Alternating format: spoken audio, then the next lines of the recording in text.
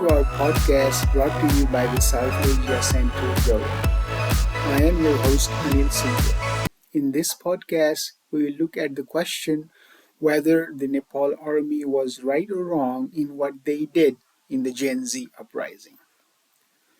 Questions are being asked about Nepal Army's role or absence when the nation was burning. According to the constitutional provisions regarding the role of Nepal Army, it's the government that approves Army's mobilization, not the Army leadership itself. Constitutionally, the symbolic head of the state, the President Mr. Paudel in this case, has the responsibility to oversee this procedure of Army mobilization as a facilitator. And then the Prime Minister, who has the executive power, has to convene a National Security Council meeting, and the recommendation of that council will be approved by the President. Even then, that decision goes to the Parliament and has to be approved by two-thirds majority. Another scenario is that the President declares a state of emergency, but that too has to be passed by the Parliament, and then the army will take over the control from there.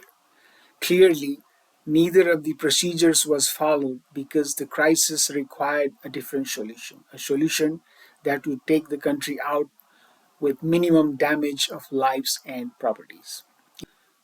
In any case, it was not hard to guess that the army deployment while protesters were still very mad against the government in the streets would have caused hundreds of deaths. And looking at Nepal Army's role and statements, they have always refrained from shooting at its own people. When there was a mass insurgency going on in the 1990s, under the state of emergency, the army fought against the insurgents that resulted into killings of several Nepalese. Nevertheless, the question is why the army would go out and kill the youth just to keep Prime Minister Oli in power.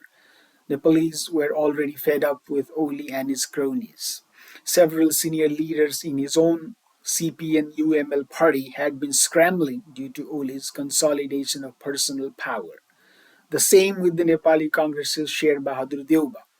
Clearly, at that moment, the whole country wanted Mr. Oli out. Now, would the army and the president choose the path of violent suppression? Would that be correct? The army chose a sensible way to facilitate a way out by involving the protesters, and a constitutional way by working with the symbolic head, the president. They succeeded to stop the violence in 2 days and gave way to an interim government. Having said that, we still do not know the details about the talks between Oli and the army while the protests were on. One commentator has floated a theory that the army waited and watched because the army was evaluating the possibility of re-establishing the monarchy.